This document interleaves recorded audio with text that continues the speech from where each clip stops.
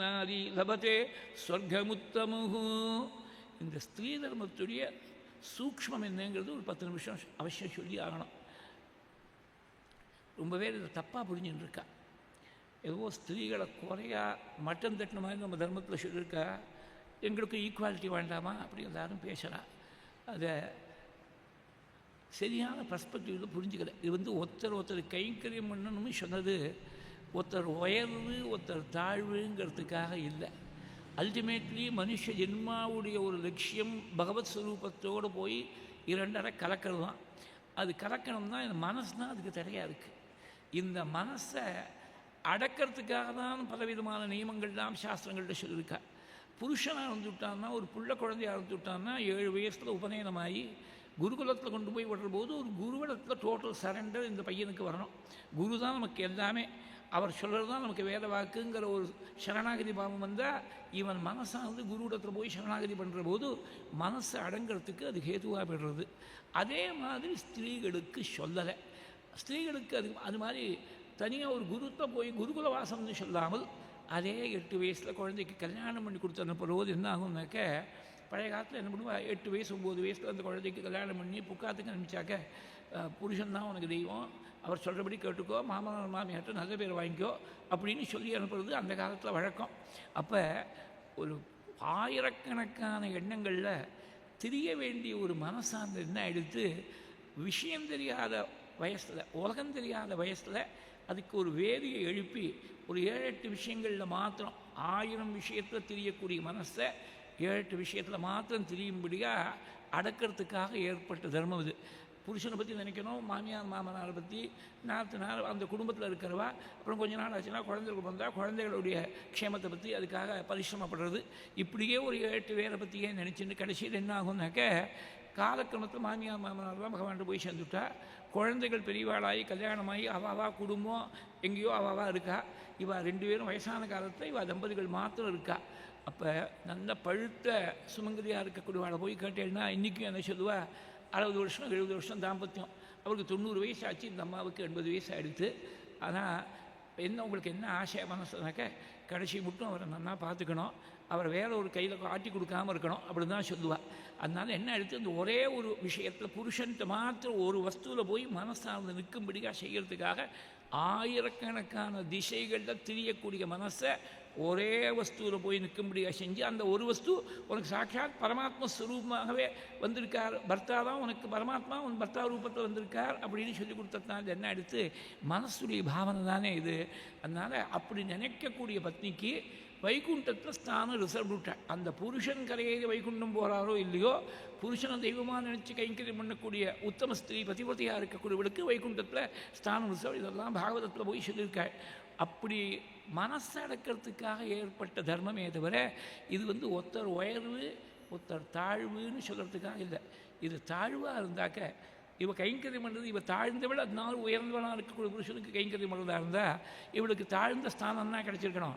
வைகுண்டத்தில் தான் ஸ்தானத்தை சொல்லியிருக்கு சாஸ்திரமானது, ரொம்ப வசந்த ஸ்தானத்தை தானே சொல்லியிருக்கு. அப்போ மனுஸ்மிருதி முதலிய ஸ்மிருதிகளில் இருக்கக்கூடிய வாக்கியங்களை சரியாக நாம் புரிஞ்சுக்கல. இப்போ ஒரு அரை ஸ்லோகத்தை எங்கே பார்த்தாலும் பேண்டி பண்ணின்னு இருக்கா, ஆர்டிகல்ஸ் எல்லாம் எழுதின்னு இருக்கா. இந்த ஒரிஜினலை மனு என்ன சொல்லியிருக்காருங்கிறத முழுக்க இன் டோட்டாலிட்டி பார்க்காமல் இங்கே ஒரு ஸ்லோகம் அங்கே ஒரு ஸ்லோகம் ஏதோ அவுட் ஆஃப் கான்டெக்ட் எடுத்துட்டு நம்முடைய ப்ரீசெட் ப்ரெஜுடிசஸுக்கு எது சௌரியமாக இருக்கோ அந்த மாதிரி ஸ்லோகத்தை மாத்திரம் எடுத்து கோட் பண்ணிட்டு நஸ்திரீ சுவாதந்திர மருகதி அப்படின்னு ஒரு ஸ்லோகமானது it is bandied about everywhere. அந்த ஸ்லோகத்துக்கு என்ன அர்த்தம்னு சொல்கிறேன். முழு ஸ்லோகம் எப்படி இருக்குனாக்க, பிதா ரக்ஷதி கௌமாரே பர்த்தா ரக்ஷதி யௌவனே புத்திரஸ்து ஸ்தவிரே பாவே நஸ்திரீ சுவாதந்திர மருகத்தின்னு ஸ்லோகம். சின்ன வயசில் அப்பா ரட்சிக்கணும் ஒரு பொண்ணு குழந்தைய, யௌவனத்தில் புருஷன் ரட்சிக்கணும், வயசான காலத்தில் புள்ள ரட்சிக்கணும். நஸ்திரீ சுவாதந்திர மருகதி லிட்ரலாக டிரான்ஸ்லேட் பண்ணுறேன். Literal translations they don't do justice to the spirit of the original always. Whatever be the language from which it is translated, whatever be the language into which it is translated, literal translations don't work unless you understand the spirit of the original. எந்த வார்த்தையாக இருந்தாலும் அதுக்கு கான்டெக்ஸ்ட்டை பொறுத்து சம்ஸ்கிருதத்தில் பல அர்த்தங்கள் வரும். கான்டெக்ஸ்டுவலாக அர்த்தம் பண்ணணும். கீழே ஒரு நாளைக்கு சொன்னேன், மூர்தானம் பத்யுராரோகான்னு மந்திரம் இருக்குது. புருஷனுடைய தலைமையில் ஏறி உட்காருன்னு அர்த்தம், நேர் அர்த்தம். That is not the intention, that is not the meaning of the Mantra.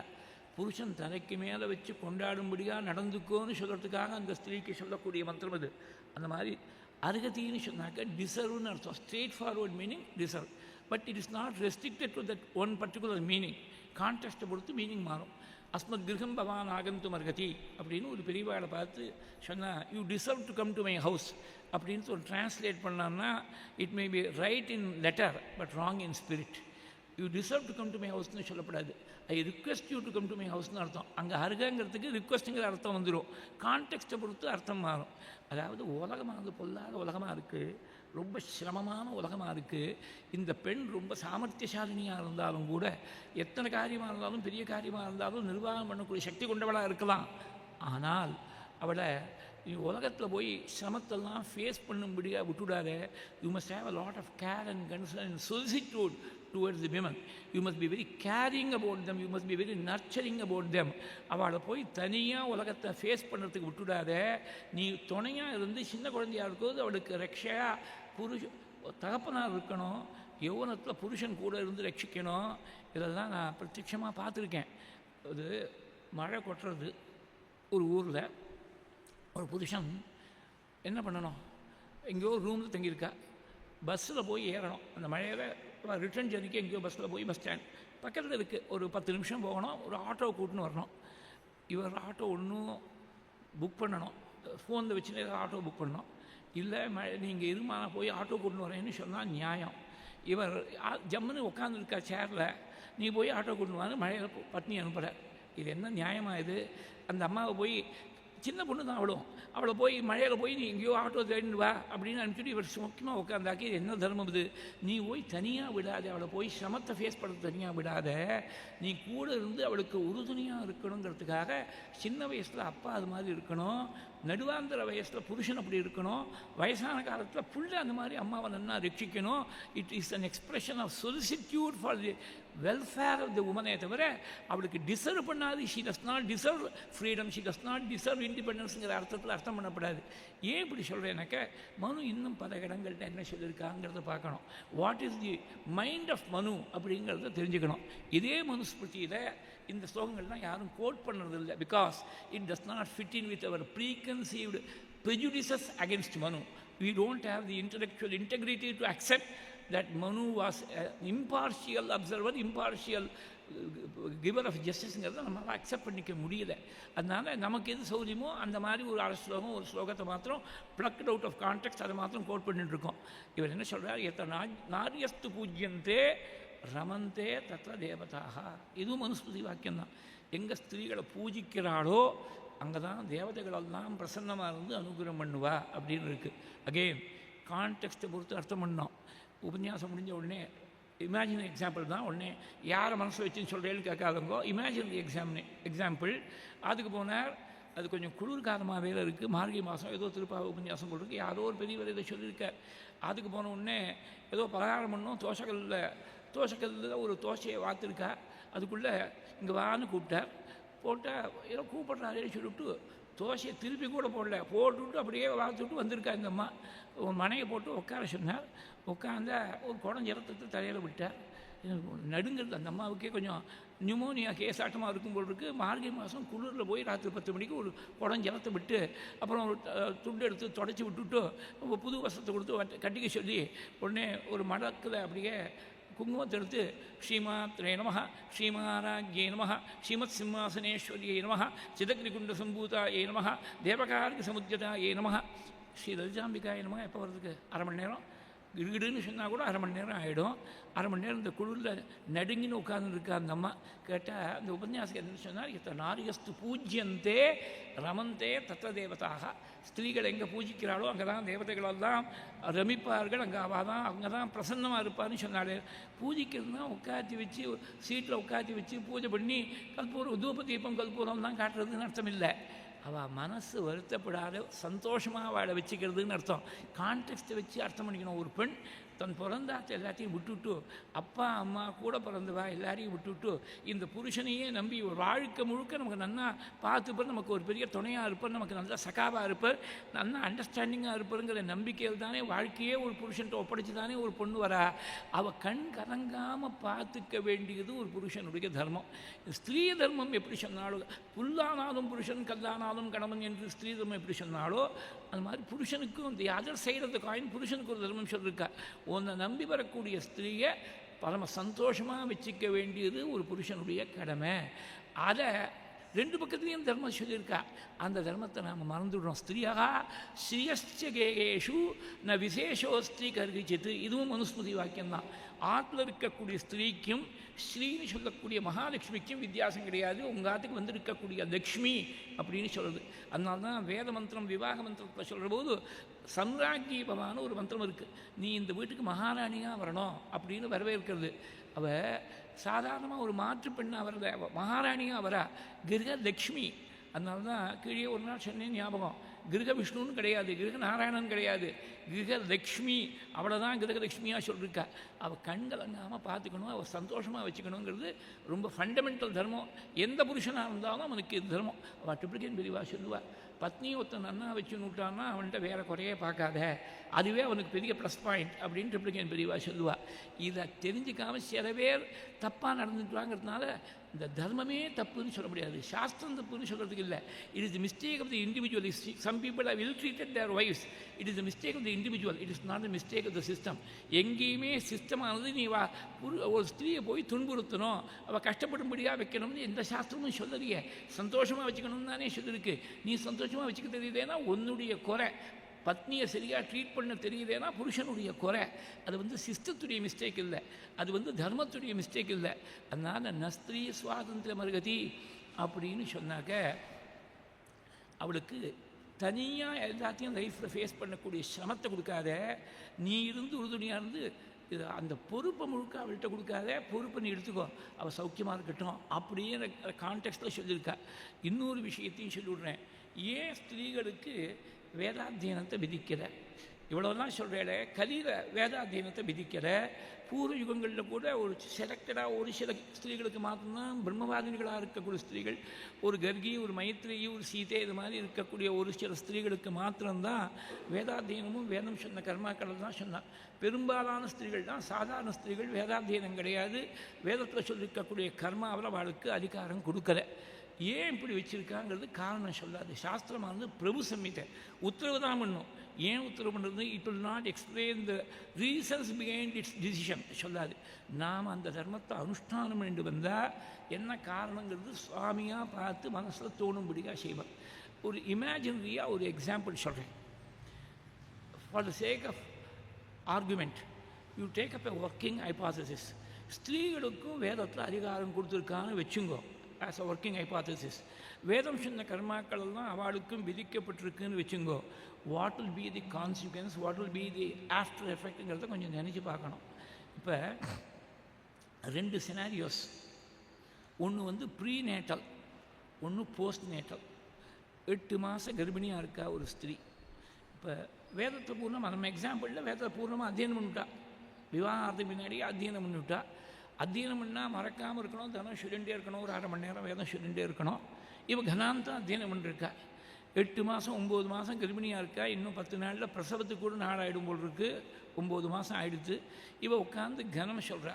சொன்னால் அங்கேருந்து அடிவயத்துலேருந்து வருது, நமோ விரக்ஷேபியோ விரக்ஷேபியோ நமோ நமோ விரக்ஷேபியோ ஹரிகேஷேபியோ ஹரிகேஷேபியோ விரக்ஷேபியோ நமோ நமோ விரக்ஷேபியோ ஹரிகேஷேபியः விரக்ஷேபியோ ஹரிகேஷேபியோ ஹரிகேஷேபியோ விரக்ஷேபியோ விரக்ஷேபியோ ஹரிகேஷேபியோ நமோ நமோ ஹரிகேஷேபியோ விரக்ஷேபியோ விரக்ஷேபியோ ஹரிகேஷேபியோ நமः ஹரிகேஷேபியோ நமோ நமோ ஹரிகேஷேபியோ ஹரிகேஷேபியோ நமஸ்தாராய தாராய நமோ ஹரிகேஷேபியோ ஹரிகேஷேபியோ நமஸ்தாராய ஹரிகேஷேபியகிதி ஹரிகேஷேபியः நமஸ்தாராய தாராய நமோ நமஸ்தாராய நமோ நமஸ்தாராய நமோ நமஸ்தாராய நமः இப்படி சொல்லிட்டே வரும்போது ஹரிகேஷேபியா அடிவயத்துலேருந்து வரும்போது ஒரு மாதம் முன்னாடி ப்ரிமச்சூர் டெலிவரியாக ஆகிடுச்சுன்னா அந்த குழந்தை who is to take the responsibility?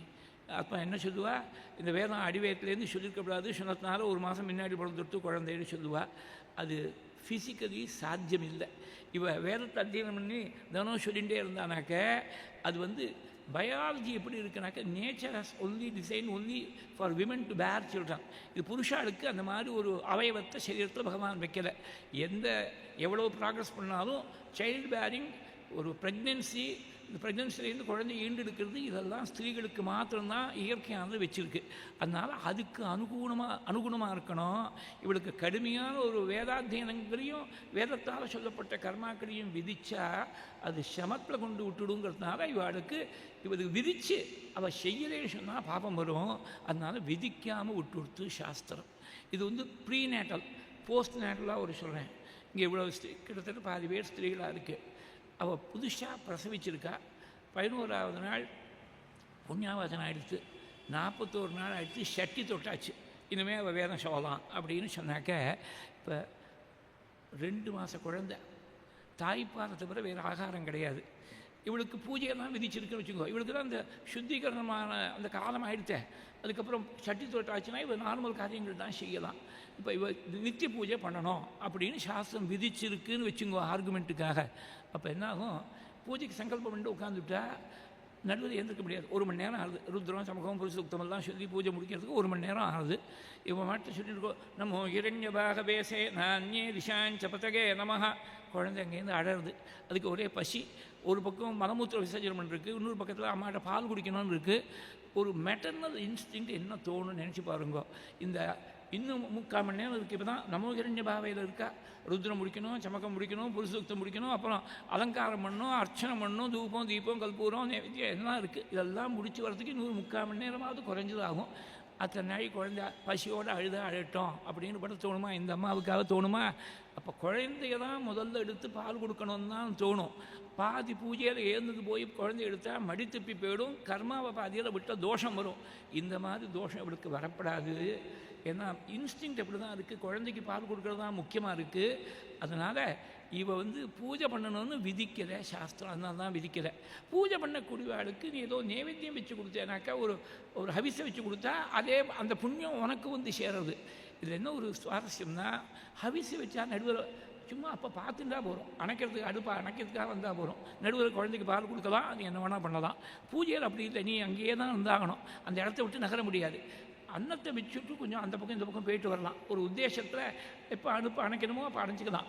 அந்த மாதிரி எது சௌரியமாக வருமோ அவளுடைய ஒரு இயற்கைக்கு தகுந்தாப்பில் அனுகுணமாக இருக்கக்கூடிய தர்மத்தை சாஸ்திரம் ப்ரிஸ்கிரைப் பண்ணிட்டு, அதனால் அவளுக்கு ஏதோ குறைங்கிறதுனால வாண்டான்னு சொல்லிட்டு நினைக்கப்படாது.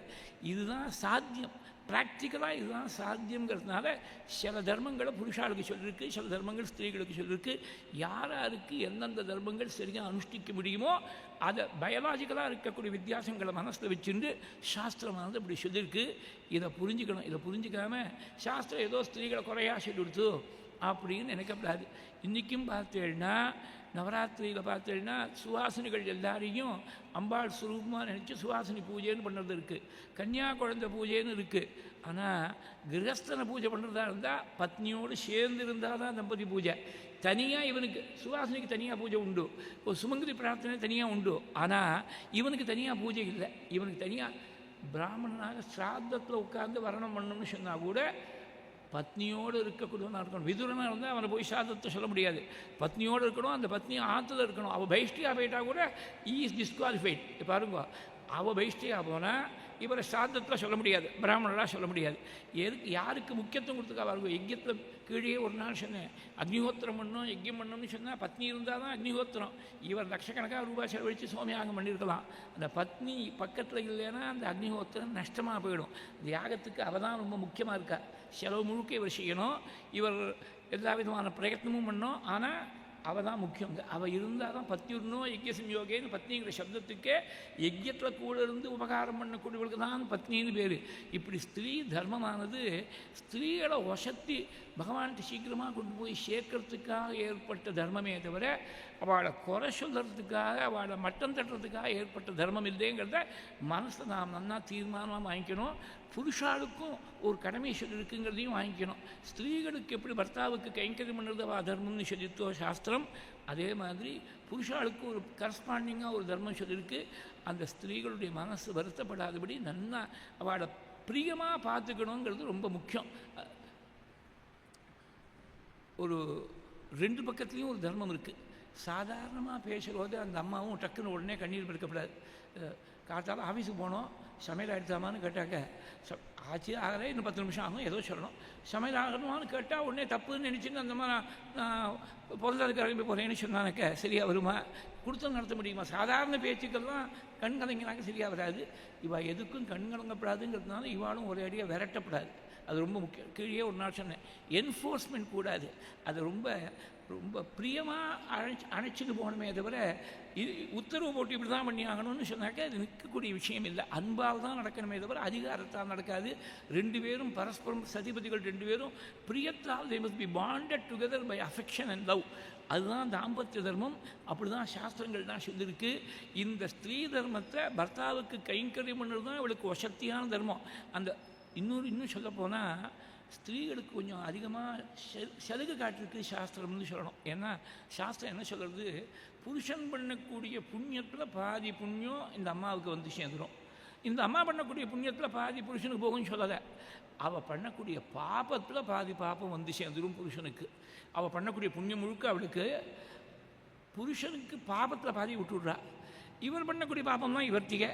இவர் பண்ணக்கூடிய புண்ணியத்தில் மாத்திரம் பாதி அந்த அம்மாவுக்கு போடுறது. இது எப்படி இருக்குன்னா ஒரு ஜாயிண்ட் அக்கௌண்ட். அதில் 2 பேர் பேரில் இருக்குது. இந்த டெபாசிட் சலான் மாத்திரம்தான் இவர் கையில் இருக்குது. செக்கு புக்கு அந்த அம்மா கையில் இருக்குது. ட்ரா பண்ணுறதுக்கு முழுக்க அவளுக்கு பவர்.